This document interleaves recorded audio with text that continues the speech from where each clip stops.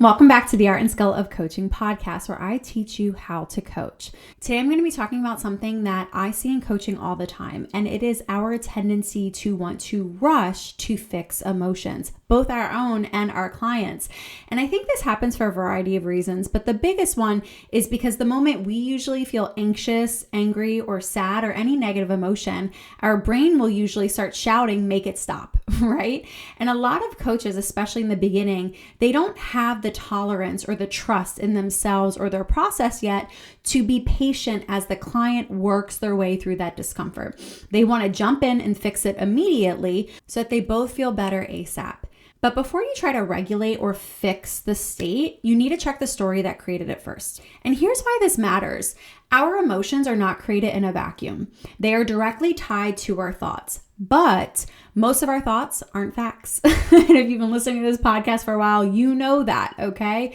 Our thoughts are not facts. They're more so narratives. They are interpretations of what we're experiencing in the moment that are heavily influenced by our past. Those past traumas, fears, insecurities, or assumptions. So it's important to kind of remember that when you're coaching clients and they're having reactions, and to really check in. Is this story that you're telling yourself or that your client is telling themselves distorted in any way, influenced in any way? Because if so, the emotion will be too. And when you don't question the story, you end up living in these emotional reactions that do not match reality. And it is a huge energetic waste. What do I mean by that? You end up draining so much energy coping with the emotions that shouldn't have been there in the first place because they were built on a faulty story. They are a reaction to a distorted narrative. And this isn't just self-talk, by the way, or toxic positivity. What I'm talking about is psychology here. Let me share some research to back this up. I have a couple.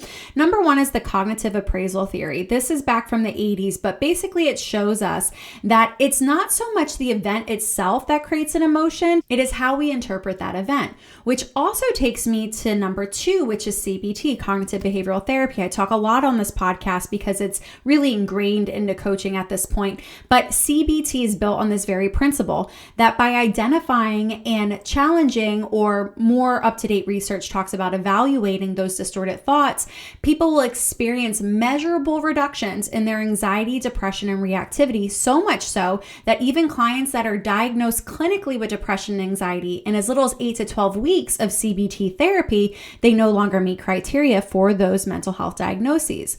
And then the third thing is neuroscience. Even neuroscience backs us up because the prefrontal cortex, that front part of your brain that's responsible for rational thinking, it can literally calm the amygdala, which is the fear center of the brain. It's the threat response system. So it can literally calm it down when you consciously reframe a thought. So here's the coaching tool I want to offer you today, and it's actually a question. It's asking yourself or your client, is this thought true or helpful? And this single question creates a pause that will interrupt that automatic loop of thought, emotion, and reaction. And it encourages you or your client to consider the validity of that thought. I'm going to repeat that because not all thoughts are facts. Just because you think it, even if you think it over and over again, it doesn't make it a fact. It's important to really consider the validity of your thoughts before blindly reacting to all of them. So if you're listening to this and you're like, hi, that's me, okay, this is how you can use this information to stop the emotional spiral. So next time you feel yourself spiraling in a negative emotion like anxiety, anger, fear, I would encourage you to grab a notebook, okay? You can do this on your phone, but actually grabbing pen and paper and write your thoughts down. One, journaling, literally pen to paper, slows down your thoughts because you can't write as fast as you can think. And two, seeing it on paper afterwards often makes it obvious whether this is a fact-based thought or a fear-based thought. Or is it just noise that's gotten convoluted over time?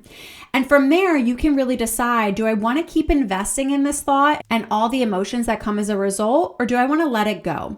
And by the way, let me say this before I continue. This is not about bypassing your emotions. Emotions are real. Emotions are valid. Emotions are energy and information.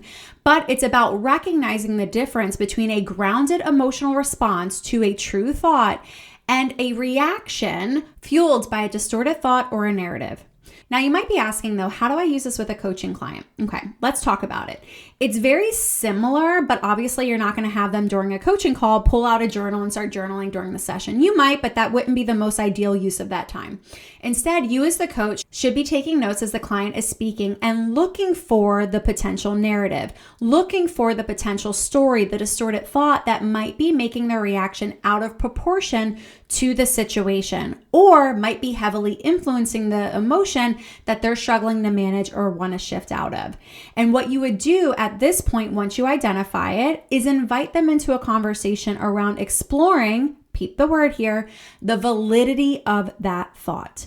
Now, if you've been listening to this podcast for a while, one, thank you for being an avid listener, but two, you know it's not about challenging the client, because that's only going to increase their defensiveness and lower their willingness to be coached through it.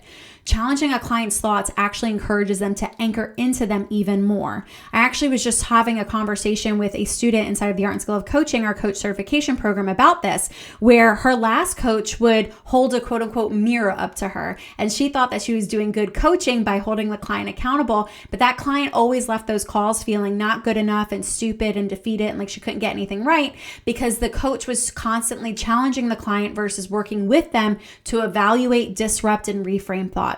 So let me give you an example of what this might sound like when you are evaluating, not challenging. Let's say you have a client who's very anxious about an upcoming work presentation. I think that this might be a really relevant example for a lot of you listening.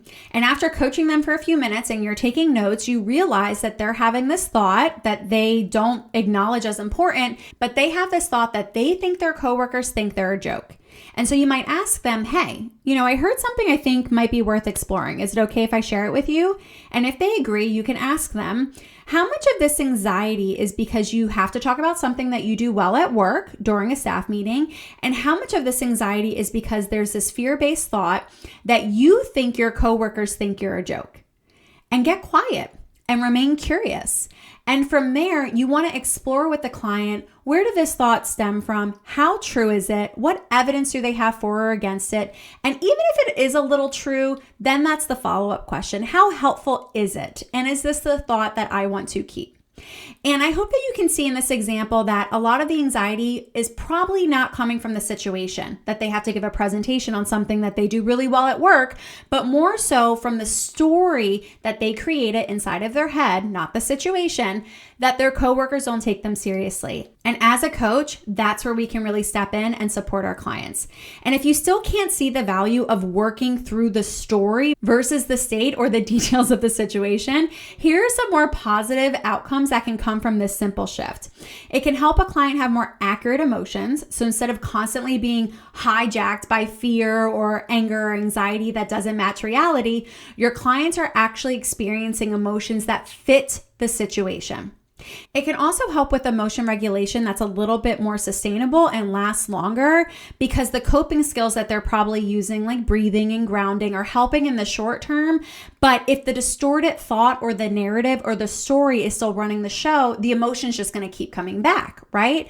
So by checking the story first, you get to the root cause, which can make those coping skills, that regulation, actually stick. And this has been shown to reduce anxiety and reactivity over time. Again, evaluating the story versus just constantly and chronically attending to the state first. Not to mention, when you realize that you can challenge the narrative, you stop feeling so trapped and hijacked by your emotions and start to feel more aware and in control, or at least an influence of your internal world.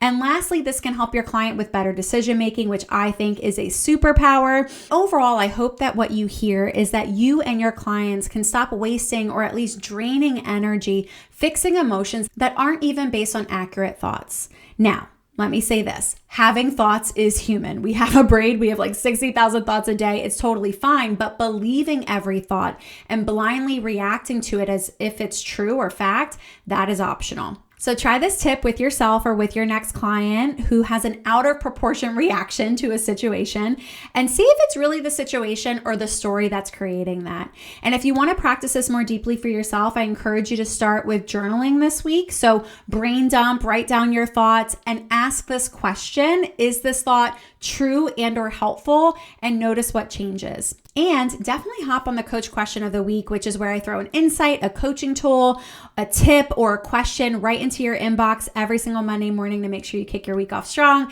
That is completely free. I'll throw it in the show notes. And if you want to learn how to thought clean or use scientifically backed coaching tools like the one I shared with you today, then you would love the art and skill of coaching. This is my coach certification program. It is an advanced level training for coaches. It's where we dive deep into coaching philosophy and skill sets, and we give you tangible tools so that you can coach your clients on a deeper level and get them results quicker that are actually sustainable. We actually only run 2 certifying classes a year, but the waitlist for our next class is open right now. So definitely hop on there to stay up to date on important details and enrollment dates. I'll go ahead and throw the link in the show notes for that as well. And if you found this episode helpful, please leave us a review and share this on your social media or with another coach. Your support really helps us upgrade and up-level the coaching that's being provided so that clients are getting better results. And make sure you subscribe so that you never miss an episode or training on mastering the art and skill of coaching.